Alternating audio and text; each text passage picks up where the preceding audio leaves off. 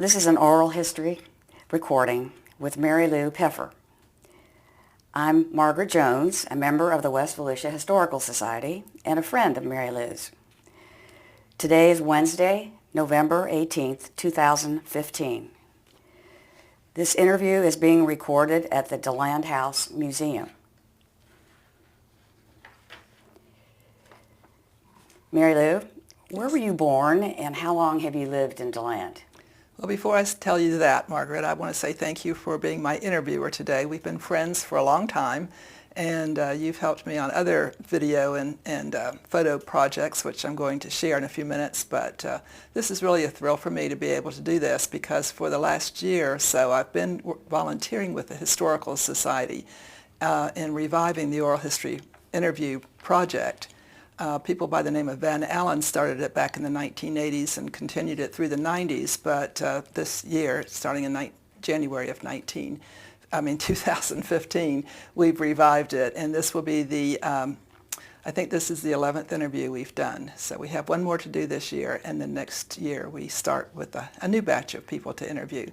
And it's been a real experience for me, and I especially want to thank Tony Foresta and Kay Armstrong and Frank Solis, who are our videographers, sound people, and editors for not only doing all of this hard work, but supervising it and providing very professional touch to them. So I hope it works out well. I think the ones we've done so far have been really good, and I hope I don't break the camera today. Now I'll tell you that I was born in Daytona Beach, Florida, 1940, shortly after my parents moved here from North Carolina. My mother was pregnant when they were moving down here, and she used to say that she fertilized every tree between Hendersonville, North Carolina, and Daytona Beach, Florida, because she was so damn sick being pregnant. But anyhow, she survived, my dad survived, and I made it here in fine fashion. In those days, when I was born in Halifax Hospital, they would keep the mothers and the babies in the hospital for about 2 weeks to make sure that everybody was fine before they released them to go home. And my parents didn't have a lot of money in those days, so my mother had like 3 or 4 maternity dresses that she would wash and wear almost on a daily basis. And when my dad came to pick us up and take us home, that first time he brought my mother a brand new dress in addition to some baby clothes for me, because he told her later that he had burned all of those dresses because he was so sick of seeing her wear them. So she got a new wardrobe and I got a new home. And that was in 1940 in Daytona Beach. When I was, my parents, I did want to say, were Lucille and O.W. Weaver. My dad was from West Virginia originally, and my mother was originally from Pennsylvania, in the Newcastle. Newcastle is where she grew up, but she was born in Pittsburgh. How many children do you have, and do any of them live nearby? I do have one daughter, Suzanne, who just turned 54, and she lives here in DeLand with her husband, Brett Dill, and she's an occupational therapy assistant. And Brett just recently graduated from Daytona State College with a degree in technical engineering, and he works for a company doing computer interactive work. What is the origin of your first name? Do you have a nickname? I don't have a nickname. The origin of my name is, my mother's name was Lucille, and her sister's name was Mary. And my grandmother, maternal grandmother's name was Maria, also Mary, but she liked to be called Maria. So my mother said when she was growing up, my grandmother would call the kids in to dinner or whatever, and she would say, Mary Lou, because they called my mother Lou instead of Lucille. And she just liked the way it sounded, so that became my name. But I've never had a real nickname. So. What are some of your fondest memories of growing up in DeLand? Well, we moved here in 1943. My parents were able to purchase an old apartment building, which is still there. It's on the corner of South Alabama and East Voorhees Avenue. And in the time that we lived there, World War II was going on. And there was a Navy air base here in DeLand where the airport still is. You can still find some remnants of that old base out there. But it was a Navy air training base, and a lot of the sailors that were stationed there had families, and there was no place for them to live on base. So they were always looking for a place in town. My mother kept I guess there were about 6 apartments in that old building, and she kept them cleaned up and rented all the time. But I think the first real strong memory I have is when World War II ended in 1945. And there was a big parade, sort of an impromptu, spontaneous parade, probably in every city in the United States, but I remember the one in DeLand. And we only lived a block or so away, so we walked down there and somebody stuck a little flag in my hand and I waved that. And I didn't really know what was going on, but I really liked all the noise and all the people jumping on and off cars, and a band formed somehow and they were playing all kinds of music. So that was probably one of my earliest memories. And then I remember when we moved in 1946 to our home on North Florida Avenue, which is still there about a block north from where we're recording here today at the DeLand House Museum. I started first grade. And everybody told my mother that I was such a mommy's girl that I would never be able to, she would never be able to leave me in school. She'd have to sit there with me all day. But the first day of school, all the teachers were on the stage that were first grade teachers, and it was sort of a little orientation. And there was one little young teacher up there. She was so pretty, and I knew she just was going to be my teacher. I just prayed and prayed and prayed over and over and over, let her be my teacher, let her be my teacher. And as it turned out, when they called her up for her class, my name was on her list. So my prayers were answered, and I loved Miss Gaventa so much that I never missed a day of school that whole first year. And many years later, I had an opportunity to meet with her even, I guess it was after I had already retired from teaching. It was just a few years back.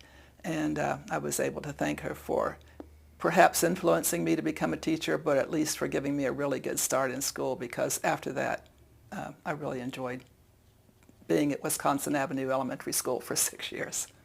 What other schools did you attend? After Wisconsin Avenue, in those days, the junior high and the senior high and Wisconsin Avenue Elementary School were all pretty much in one block between Clara and Wisconsin Avenue and Rich Avenue. So I moved on over to it was called a junior high school in those days for grades 7, 8, and 9. And went there, and then in high school was right next door, and that was grades 8, 9, or 10, 11, and 12. And I graduated in 1958 with the class of 58, and we still get together and have lunches sometimes, some of my classmates, and there were like 125 kids in my class. So we all knew each other pretty well, and it was a great time going to school there and growing up. Can you tell me some of the biggest changes you've seen in DeLand over the years that you've lived here? Oh my goodness, from 1943 till today, there have been a lot of changes in DeLand. I think probably when Interstate 4 came in the late 1950s, early 1960s, that connects Daytona Beach with Tampa, or the Tampa area. That was probably the biggest change because it brought in a lot of new people, a lot more traffic. The city of Daytona was built probably because I-4 was there. And that's also caused a lot of changes. But DeLand still has a nice little downtown look. And I think the Main Street Association and the Chamber of Commerce has had a lot to do with that. So they've kept the buildings full of people. You rarely see a vacancy, and if there is one, it doesn't last long. And the influence of the university and DeLand being the county seat, I think, have also helped to keep DeLand very vital. And very pretty. It's a nice little town. I loved it growing up, and I love it just as much today. Did you experience a big fire, a sinkhole, a flood, or some other disaster in DeLand, and how did it affect you and your family? I think the biggest disasters probably that I remember didn't really affect me personally that much, but we did have a few hurricanes come through here that were pretty bad and took off some roofs and knocked down a lot of trees. And of course, when the trees go down, the power goes down, and you might be out of power for a week or two before they can get it back up and running. And that's always frustrating, but it's not really a disaster personally unless somebody in your family is injured or killed, and unfortunately that never happened to me. There were a few fires around that were pretty monumental, especially woods fires. But I think one of the worst fires that I experienced was when the old high school that I had graduated from was burned down in the early 1960s. The school had already moved to the one where it is now on Hill Avenue, but it was still being used by the school board, the old building. And it was a beautiful old 3-story building with a big basement, and I just had a lot of happy memories of that, and I was sorry to see it go. But the remaining buildings over there on Rich and Clara are still being used by the school board, as is my old elementary school, Wisconsin Avenue, for administrative reasons, purposes. So it's still nice to drive by and have a few memories, but the beautiful big old school is gone. In talking about your experience at DeLand High School, what subjects did you take, and which ones did you like the best? Well, I took just about everything you needed to be prepared to go to college because my parents insisted that I would go to college. So I took, 2 years of whatever I needed, 4 years of English, 2 years of a foreign language. I took Latin, and I don't even think they offer that in many schools anymore. You probably have to get special permission to do it on Florida virtual schools or something like that. But it was a good foreign language background because I wanted to be an English major. And when I went to Stetson a few years later, that was my major for a while. But I wasn't interested in sports that much. I was in the drama club, and I liked to write for the newspaper, the Growler, and so more things like that than anything too active. Who were your idols when you were a teenager? Do you still admire any of them? Well, when I was a little girl, there were a lot of movies that were musicals, and Esther Williams was one of my favorites. She wasn't a singer or a dancer, but she was a heck of a swimmer, and she did all the aquatic aerobics and everything that I thought was so beautiful, and so I really liked the movies that she was in, and she was always somebody that I idolized in a way, but I never was one of those people who just was fan crazy, wasn't crazy about anybody else.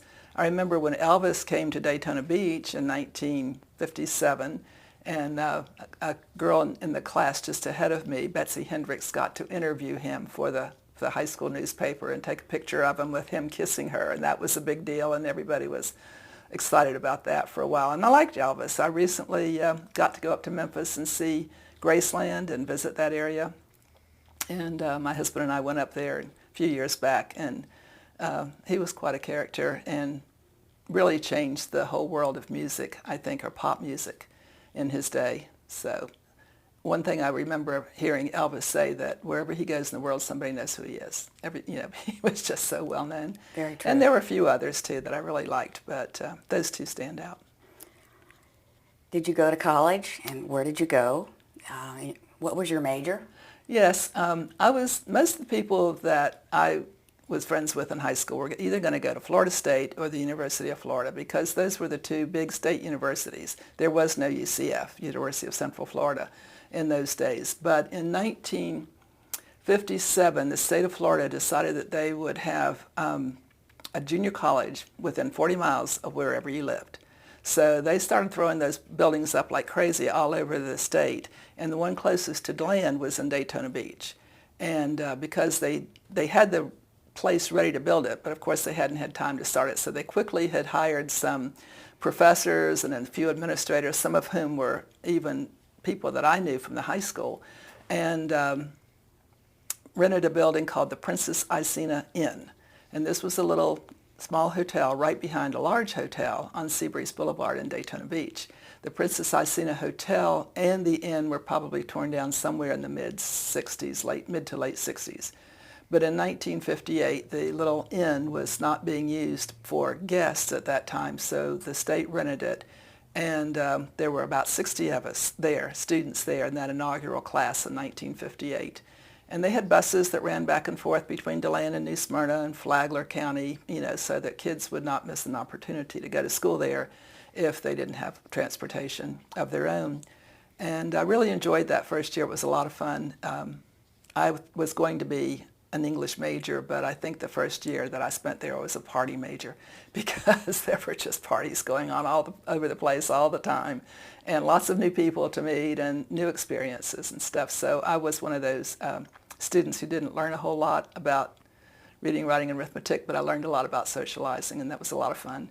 And then my second year there, I only went for one semester, and then I dropped out and decided to move to Miami because I was a big girl now. I was almost 20 years old, and I wanted to experience life on my own. So I moved to Miami. Don't ask me why. That was a good place, but it was the closest big city other than Jacksonville and Tampa. And I knew a few people down there already. So I moved down there, got a small apartment, got a job at an insurance agency, and lasted 6 months. before the summer was over, I moved back to DeLand and started Stetson. And it was there that I met my husband, Dan. He worked in the stacks, which are the magazine section, the research section of the old Sampson Library. And he was a GI. He had been in the Marine Corps for 3 years and then had gone to Stetson on the GI Bill. And so I used to hang out in the stacks a lot in the basement of the Sampson Hall to talk to Dan. And pretty soon we became very good friends and started dating a little bit. And then we married, actually, in March of that following year in 1961. So that lasted for 50 years, that marriage, until he passed away about 4 years ago. But I dropped out of Stetson when I was pregnant with Suzanne, our daughter, and didn't go back until 1967, right after I turned 27. Then I really dug in, worked hard, studied hard, made good grades, and got my degree in elementary ed. And that turned into a 30-year career being a teacher. So, Anything unusual about your career? Or would you do it again or choose something else? Well, I taught at Lake Helen Elementary, first grade. First, I taught fourth grade for one semester. Then I moved into the first grade class because they needed somebody to take that over. And I really liked the younger primary age children anyhow. So I was glad to do that for 3 years. And then I got a job working with the hospital homebound program. They needed somebody in there that had primary education experience, and I knew the man that ran the program at the time was the director. So I interviewed with him, and he hired me on the spot. So my 4th year of teaching was with hospital homebound, and then I remained with that program for the rest of my career. I went back and got a degree from Stetson, and a master's degree, and in supervision and administration was called back in those days. And I graduated in 1979 with that degree. And I later used that degree to run the homebound program in the last 5 years that I was in the school system. And my husband also taught with hospital homebound for a few years. What inventions do you think were outstanding when you were a kid? And what newer ones do you like? Oh, goodness. There have been a lot in the 20th century that were outstanding. But I guess in my era, the most outstanding one was probably television. That came in the 40s, but it really didn't get popular all over the country probably until the late 50s when more cities closer to small towns like DeLand actually got their own TV stations. Jacksonville had a station probably as late as 1948 or 49, but that wasn't available to us here because if you tried to turn it on, all you got was what they called snow. It's just static. So my parents got their first TV in like 1955, 56. And that really was a game changer, I think, for everybody in the country. It was just because it made you more aware of what was going on in other parts of the world without, even having to read a newspaper or Time magazine or something like that. It was instant information, and even more so now, of course, with cable. What were some local customs you particularly enjoyed, and would you like to see them continued for younger generations? Well, DeLand is a parade town, and we still have a lot of parades in DeLand, and I would love to see that custom go on year in and year out. I know there's been some comments by the city council over the years about cutting back on the number of parades because they have to close down a state highway, for 2 or 3 hours for a parade to go through and to have it cleaned up and everything. But I attended one of the meetings, and a lot of other people were standing room only for people there protesting the city cutting back on the number of parades. And I think that one of the parades I still enjoy the most is the high school homecoming parade. DeLand still has one high school.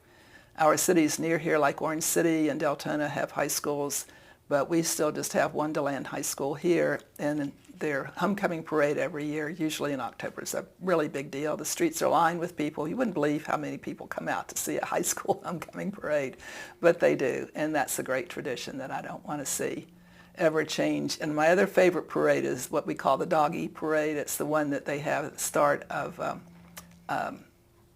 Mardi Gras season every year. So it's partly Mardi Gras parade and partly a parade of dogs.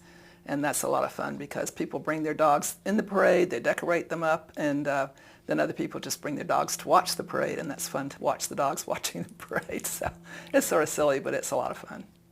And it's a good tradition. Now that you're retired, What hobbies are you enjoying? And you want to talk a little bit more about the Historical Society, if you would like to also. Growing up in DeLand, especially where I grew up, just a block north of what is now the West Volusia Historical Society and Museum, this whole area of town was really, my stomping grounds. And my school was nearby, the university was nearby, downtown was nearby. So I really grew up in an area of town that I really enjoyed and still like this part of town. I feel very comfortable and familiar with it here. And after I retired from teaching in 2000, I decided that I was going to get involved in at least one organization. And since I'd grown up here and knew so much about the area, I thought that the Historical Society would be a good fit for me, and it really has. I've really enjoyed it. It's my quote-unquote hobby now. I'm here most days of the week, but I've helped to revive this oral history program, which I hope will go on for years, even after I'm no longer doing it. And I just really enjoy the people that I've met here and the time that I've spent here with the Historical Society. I've learned a lot, and I hope I've helped a lot. You have. Thank you. What stands out as your most memorable experience or the best time of your life? And would you do it all over again? Oh, I would absolutely do it all over again, because the most important part of my life and what stands out the most is just my life. Just growing up in DeLand, having a lot of friends here, having family here, living in an old dilapidated house 2 or 3 times, but the old apartment first and then the one on North Florida Avenue that my mother renovated, and just seeing how it takes so much time and energy and effort to keep an old house going, sort of like an old lady going. You have to give it lots of care. But the parties we had, the Teen Town, the Athens Theater, Stetson concerts, there was just so much here to enjoy and appreciate and learn from, and I still feel like people come here for those same reasons. So it was just a great place to grow up. I had good parents. I had lots of family and friends that were dear to me and still are. And living right behind the Athens Theater, right next to campus was... Well, right behind the Stover Theater. I mean, the Stover Theater was named for Dr. Irving Stover, who was still in charge of that theater when I was a little girl. Since then, it's been torn down, unfortunately, but I guess Stetson had the reasons for doing that. But Dr. Stover's granddaughter, Nancy Wheaton, and I became really good friends as a result of having lived near each other and near the Stover Theater and riding our bikes and skating and everything else in this neighborhood that she could do as a kid. And I'm glad to say that Nancy comes down the first weekend in December every year from Lake City, and we get together and go to different things on Stetson campus or at the Athens or whatever's, the Christmas parade and things like that. So that was a good thing. Based on your own experience, what advice would you give a young person today? Oh, I think that when I see teenagers and young adults that are so stressed out, I wish that I could tell them, just try to be kind to yourself. Treat yourself as like you're your very best friend, and make sure that you get a good education, learn whatever you can, and really challenge yourself to, it may sound trite, but just challenge yourself to be the best person you can, because as you get older and get to be my age, you look back on your life and you think, what did I do that was a good thing? What did I do that was helpful? What do I really feel so good about and so glad that I did? And I think getting a good education, whatever that field is in that you enjoy, and just taking care of your health and your families and trying to have friends and being kind and all of those platitudes, but they really do. They do pay off in the long run, I think, and that would be my best advice, I think. How would you like to be remembered? As a friend. I was an only child, but I have a lot of chosen sisters that I've grown up with and become friends with in recent years as well.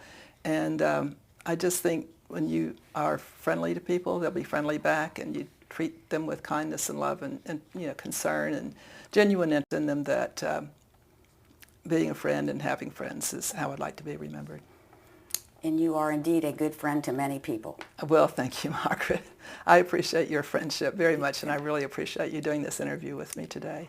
Thank you for sharing with us today your experiences, Mary Lou. Well, I'm sure I only covered the tip of the iceberg like everybody else who does one of these interviews, but I hope I've hit a few highlights. I did want to say that my husband Dan and I were very close for 50 years, and I really enjoyed having him in my life too. As an aside to the interview that we just did, I wanted to take a few minutes to show this booklet that Margaret helped me put together back in 2000 after I retired from teaching. It's my mother's mother and father. My grandmother and grandfather came over from Poland in the end of the 19th century, and my grandmother's the one I know the most about because she used to visit us every winter and eventually moved to Florida when she was an older lady. But she came to this country in 16 years old. Her uncle had tried to persuade other members of the family to come over here. She was the only one that took him up on his offer. And so she came with him. They pulled into the port of Philadelphia, and lo and behold, he was not allowed to leave or to get off the ship because he had some illness. Tuberculosis was a big problem in those days, but my grandmother said it wasn't TB, it was something else, and he was in quarantine. But they went ahead with my grandmother, who had a job waiting for her in Pittsburgh, across the state, and put a label on her jacket saying what her name was, the name of the people that were going to meet her in Pittsburgh, and they gave her a box lunch to say, yeah, goodbye and good luck. So she didn't speak a word of English, but somebody had explained it to her in Polish what she was supposed to be doing, and luckily the people that she was going to work for were there to meet her. And I thought the most important, or one of the most interesting things that she shared with me years later, that the family that she worked for, mostly as a children's helper, like a nanny would be called today, took her to the Catholic Church every Sunday, because in those days the big cities like Pittsburgh had ghettos for the Italians and the Polish and the Irish and all of those. And all of those ghettos, which doesn't have a good connotation today, but in those days it wasn't necessarily a negative term, they all had churches, and particularly Catholic churches. So they took her to the Polish Catholic Church every Sunday, and the first thing they would have would be the church service. And then they would have a social and a lunch, and then after that they would have English lessons. So all the people that went there that were immigrants from another country could go in and have English lessons, sort of like what we do today with ESOL, English speakers of other language classes that we offer in our high schools, but this was offered by the church. And within 2 years, Maria met my grandfather-to-be, Charles, and they married and raised 6 very healthy, well-mannered, well-developed children who grew up to be very successful in all of their lives. 4 boys and 2 girls. And on the inside here is a picture of my grandmother here and my grandfather. And this was my mother when she was about 2 years old. And at that time she was the youngest of the 4. And then later on her sister Mary and her brother Eddie were born. But these were other members of the family that had settled here and gotten together and started raising their families. So the rest of this book is just one that I put together with the help of my cousins many years after my grandparents had passed and my mother and father had passed. But it was just a nice memory, and I appreciate you helping me do this, Margaret. You wrote all the copy for that book. I wrote the copy, forget. and I gave you the pictures, Yes. but you enhanced them and made a beautiful booklet out of it, and I'm very proud of it, and gave a copy to each of my cousins, and they cherish it too. So that was a really nice thing for you to help me do. Thanks for that. Thank you.